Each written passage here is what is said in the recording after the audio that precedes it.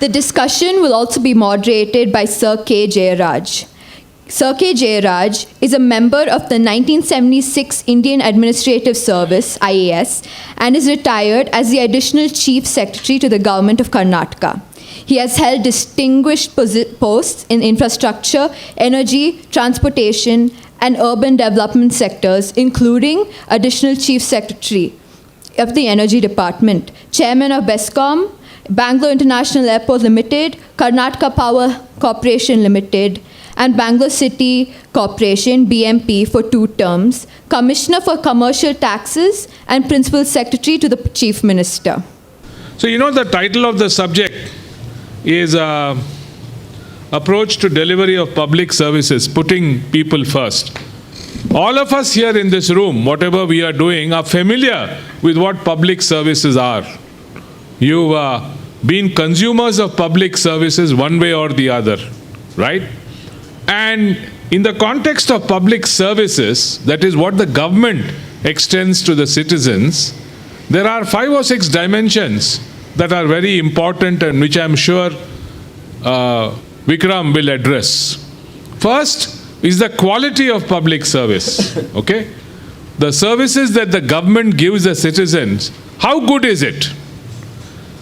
Do the citizens benefit from it, or is it just a kind of makeshift arrangement that is done? For instance, you study in a premier college, premier university in Bangalore, okay? I was a student of this college many years ago, and then as now, this institution is actually exemplary. But many people are not as fortunate as you to have studied here or studied in similar institutions. And the state of primary education in our country, especially that in the public domain, is so poor. So the quality of public services of that kind, for instance, or in a government hospital, leave much to be desired. So that is the first dimension of public service, quality. The second dimension is quantity. By quantity, I mean, how much does the government spend in terms of essential public services like health, education, welfare, provisioning of law and order, and so on.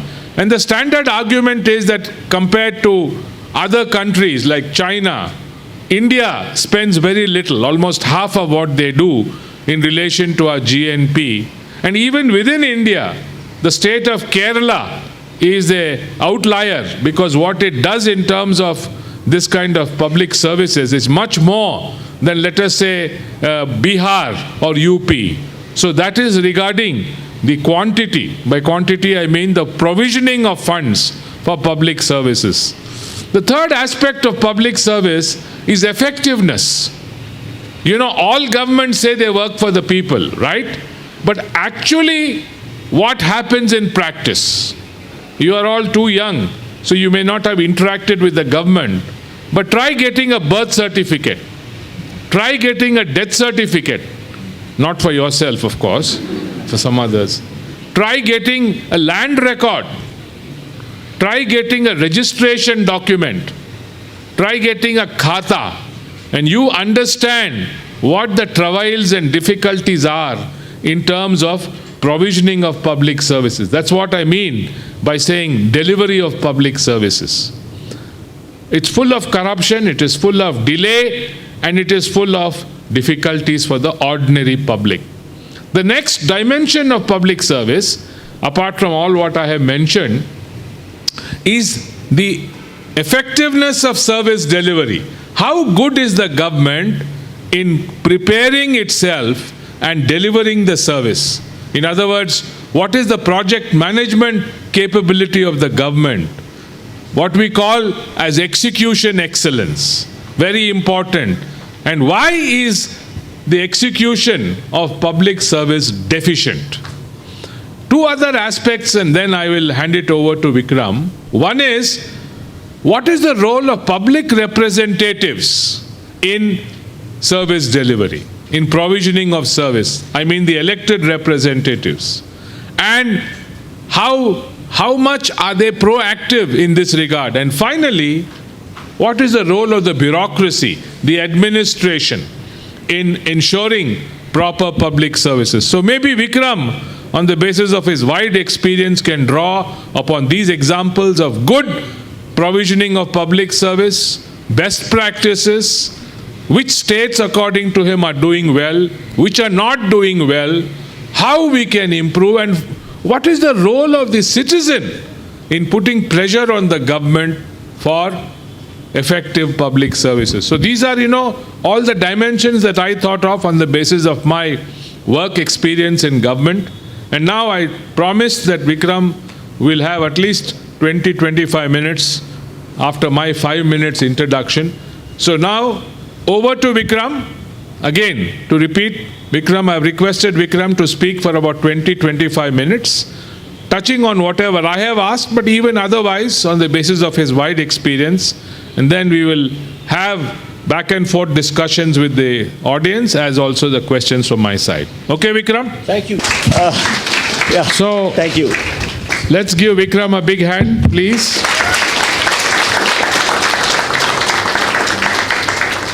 It was a very substantive discussion, and I'm sure all of you, being serious students of economics, paid attention to him. Let us start with a poll. How many of you are satisfied over the work of the BBMP? BBMP, is Brihat Bangalore Mahanagar Palike. It does the roads, stormwater drains, etc. You're familiar with BBMP, right?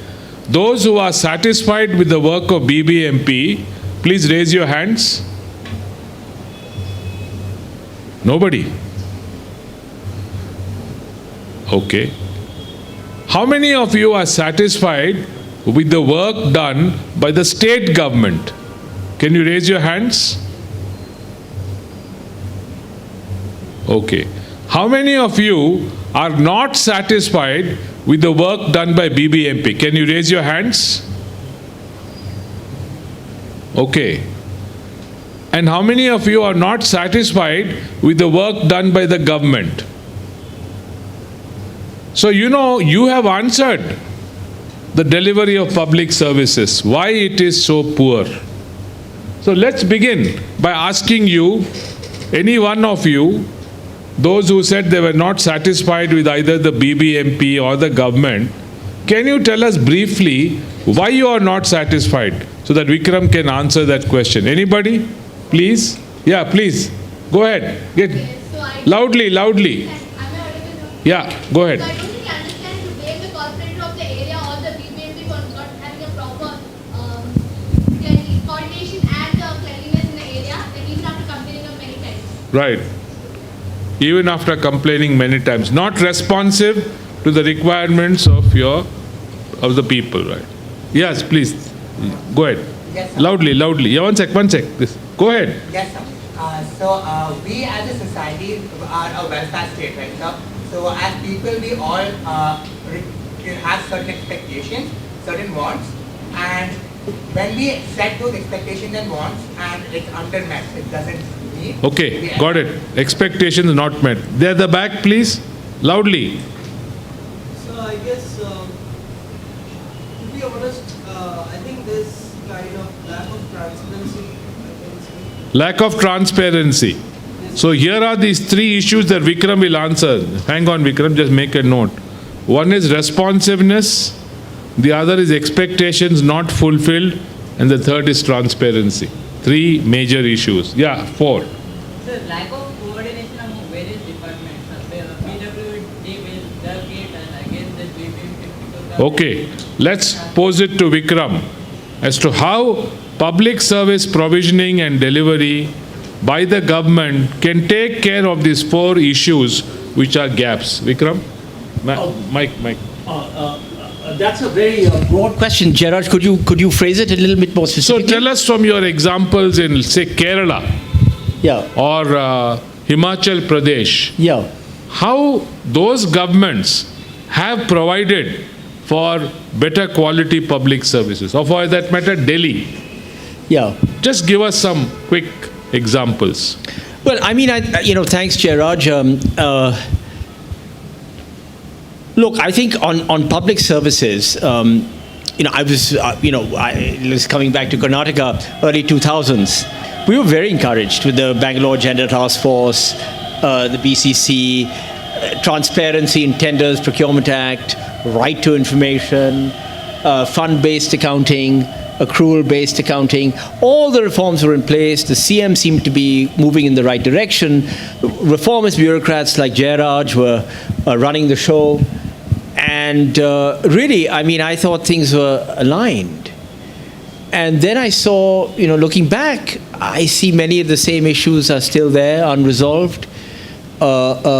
Things have not really gone the way we expected. And so you're left to wonder why. It's not the bureaucracy. I think there's some excellent civil servants around. It has to relate to the focus of the political leadership.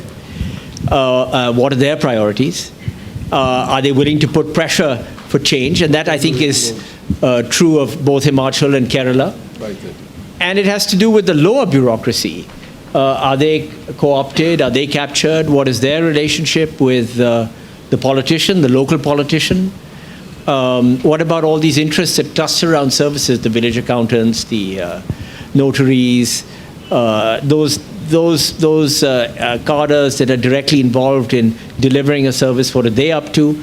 Now, I think, so to come back, say, to Himachal, where corruption is virtually non-existent, where you have leaders that are very closely linked to the community, and where the pressure by politicians of all stripes has been to actually improve health, education, and social indicators, and even promote industrialization in the lower plains. Have you noticed that many of the pharmaceutical companies have operations in Himachal? I think that the answer lies in politics. I think the bureaucrats, the senior ones, some of them are quite good.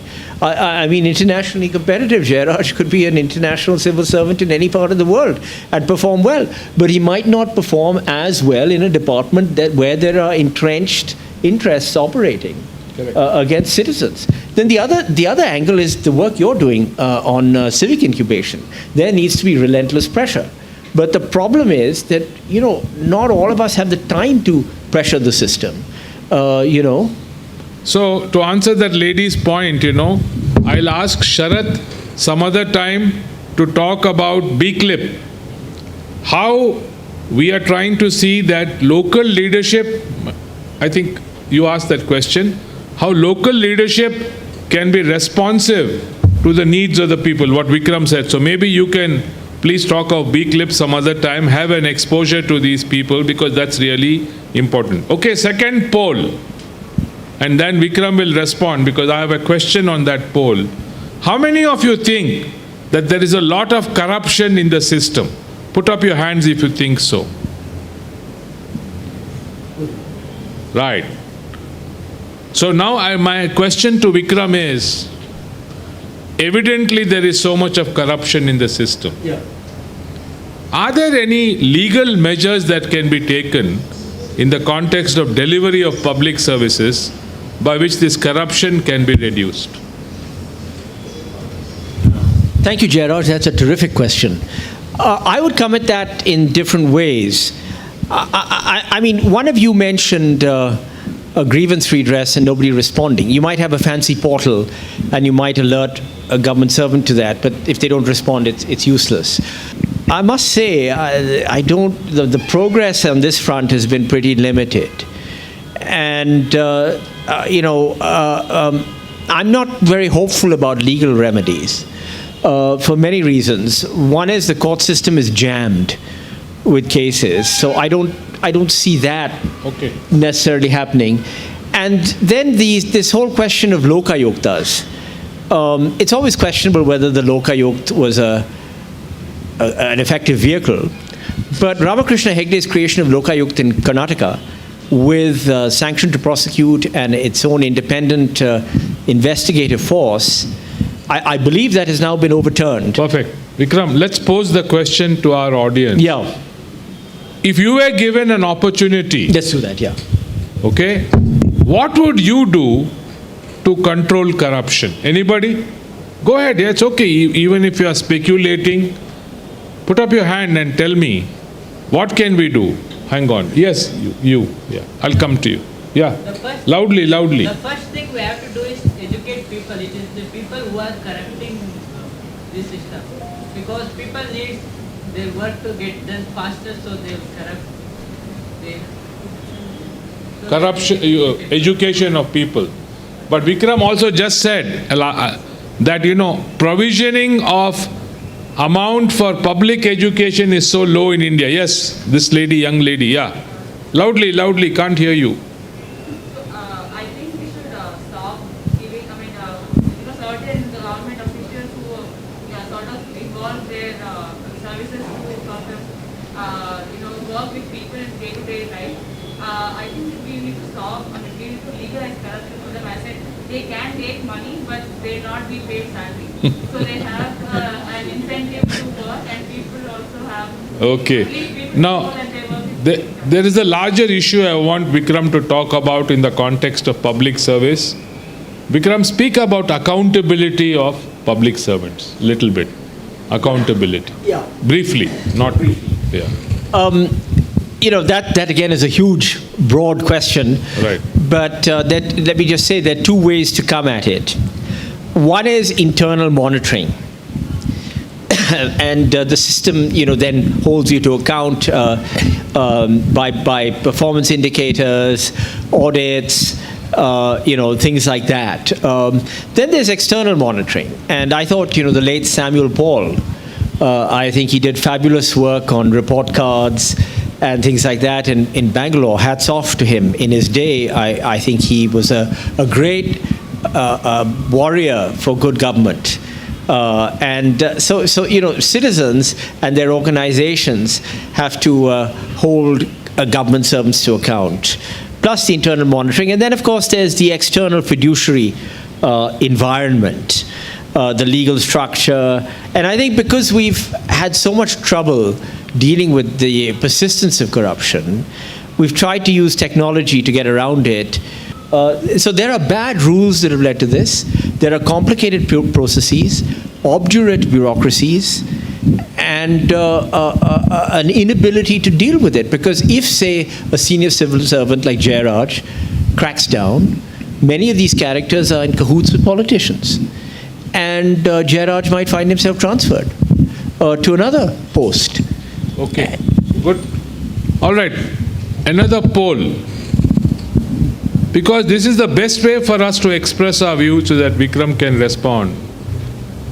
How many of you are satisfied with the quality of the people who represent you, either as corporator or as MLA or as MP? Those who are happy with the representatives, please raise your hand. How many of you are dissatisfied? You really think that they're doing a bad job?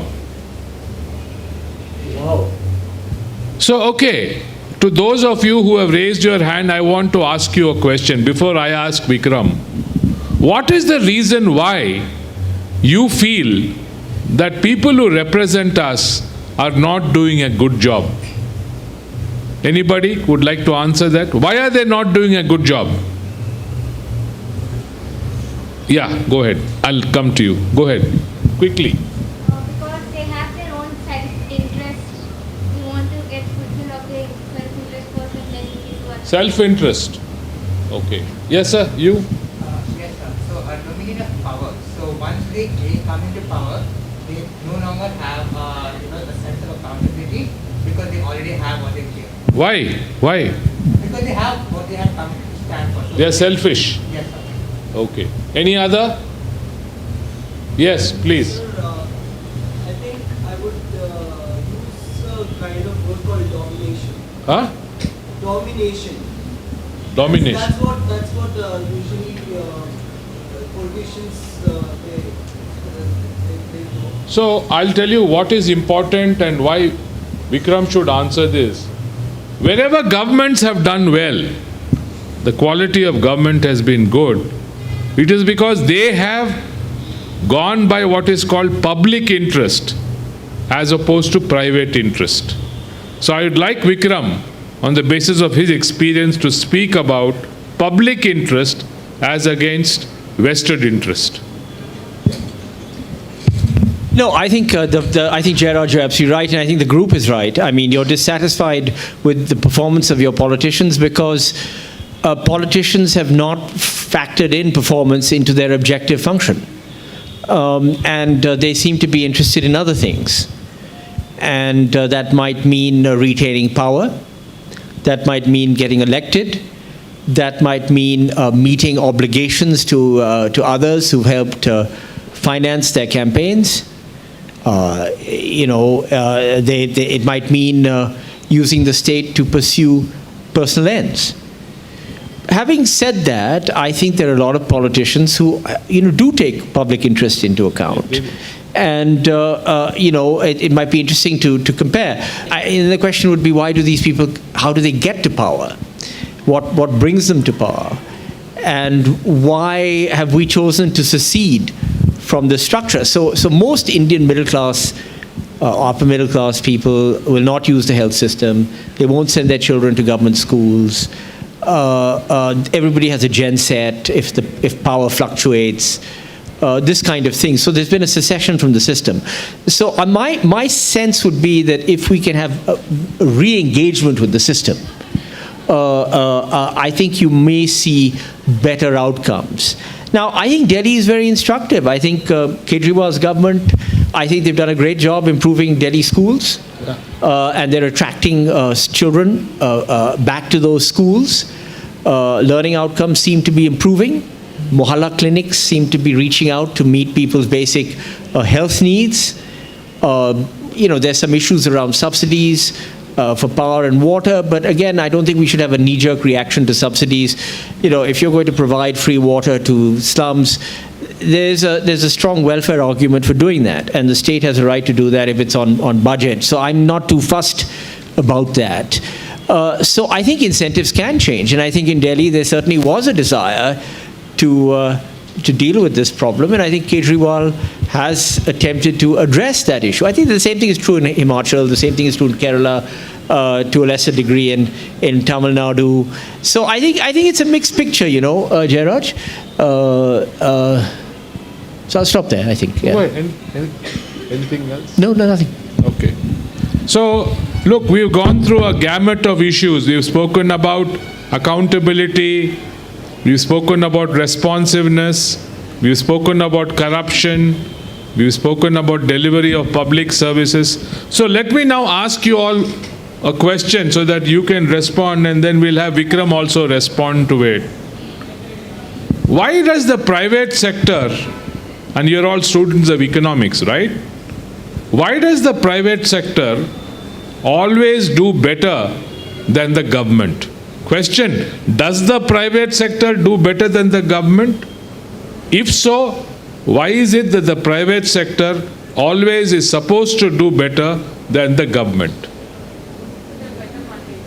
Can't hear you. You got to put your hand up so that yes, and you got to, yes, that you spoke first. Go ahead. Get up. Can't hear you, my dear lady. Government sector, there is assurance of job, and even if they doesn't do better, the job is not gone. But in the private sector, there is no assurance. Only if we do better, we can stay in the job. Okay. Permanent job. Yes. The management is better in the private sector, and they use the funds in a more efficient way. Management is better and they use funds more efficiently, right? Yes. I believe private sector is more obsessed with the profits, and government does not run with profit based in its mind. So government, some of its schemes might always run in loss because that's not the aim of the government. Right. The aim of the government is to provide sector. So it might not be very hardcore on going after accountability or is it making profit in that particular thing. Okay. Good. Yes, please. Sir, I would like to disagree with your point. So, more than profit, I feel the private sector gives a lot of importance to revenue maximization, sales maximization. So, the private sector has targets that you have to achieve, and employees are pressurized to achieve those targets. So, they do better because they want to, There's a performance orientation. Yeah, so it's basically performance oriented. That's what I feel. Right. Anybody else? Yes, please. Private sector are more adaptable to change and they are more accountable. Oh, adaptable to change. So how it all relates to what Vikram has said is about whether the institutional framework in government that we have, in whatever form you take it, in terms of people, in terms of objective, in terms of resources, whether this institutional form is permissive or helpful to good provisioning of services for the public, or whether public services must also be privatized. I'd like Vikram to answer this. Thanks, Jairaj. I think we do need to privatize. I think the areas where government should not be involved. Why should government run hotels or airports or these kinds of things? I think there's a prima facie argument for government getting out of that. And so I would support the standard, or Air India, which has been a kind of, it's been draining the government of funds for years. So all of that, certainly, I mean, I think there is a profit motive, there is an emphasis on efficiency, there's an emphasis on targets, management might be better, et cetera, et cetera. But then on the other hand, if you have a monopoly in the private sector or an oligopoly, would service really be better? So I think the kind of accountability questions that you pose of the state, you also have to pose of the private sector, which is why we have regulators, which is why we have consumer courts, and things like that. So I think certainly there are different areas. Government should be providing public goods that would otherwise not be financed by the private sector. And, we should leave the rest to the private sector. That's very important, Vikram. Explain to them what public goods are. Let them, please tell them. Why don't you go ahead and explain it? A public good basically is for instance, policing is a pure public good. No private sector group can actually perform the policing function. Although in India we have started to do that, security guards, because we have problems with our own policing function, which is a sign of state failure. So even in the area of public goods that the private sector may not find attractive to invest in, or where they should not be providing services because these are areas that have an impact on the wider social order, there is an element of state failure. There is an element of state failure in policing to some degree. There is an element of state failure in health. There is an element of state failure in education, and that pops up in kids going to private schools, poor kids going to private schools in rural areas. It pops up in non-use of health facilities, or the poor performance of public health facilities. It pops up in security, this massive security industry in the area of policing, all of that. But I think conceptually that's the argument. But I don't think the private sector should be left to its own devices. Global tech, you're facing Google, you're facing YouTube, you're facing all of these giant companies that have their tentacles all over the world. I mean, frankly, I think they do need to be held to account. And that has to be done by citizens, it has to be done by governments, it has to be done by regulators. And the same thing applies to, the way you regulate the stock market, the way you deal with oligopolies and monopolies. So, yes, privatization, maybe in power, distribution companies have helped marginally, but thank God they don't have exclusive control over tariff fixation. Thank God you have a state electricity regulatory commission. Otherwise, we'd all be paying through our noses for power. Don't necessarily, because of state failure, jump into the arms of of the private sector. This ideology of privatization is the solution to all ills. It's not the solution to all ills, because the private sector is not wired to take into account wider public policy problems. And the other angle that we need to and this is my last point on this, is the relationship of the private sector to the state, where I think there's a lot of potential for corruption. Licenses, markets, contracts. What is that relationship between heavyweights in the private sector and the state? Financing of political campaigns through various instruments, including electoral bonds. I'll stop there. Good.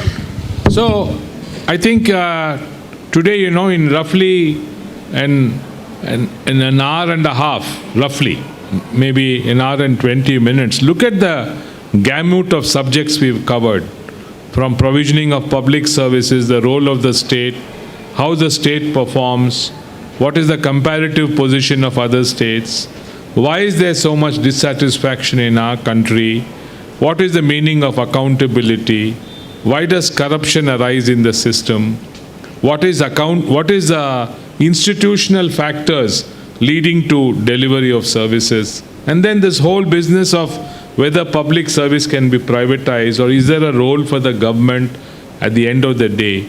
These are the range of issues that thanks to Vikram we've been able to canvass, and it is now for you, each one of you, to make a learning experience of what you heard today and what you read. And what I would do if I were you, and I have benefited immensely, is go home or wherever and reflect on what you heard today and write up a small one-page journal on it as to what did Vikram say, what was the discussion about, and what are the learnings for me from this session. Believe me, if you do that, you will really find this to be a very productive experience. So on your behalf and on behalf of St. Joseph's College and BPAC, I'd like to thank Dr. Vikram Chand for joining us today and for giving us such a stimulating session. I think we owe him a debt of gratitude.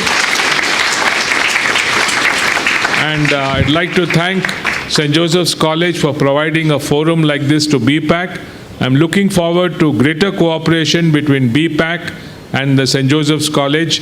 And thank you very much.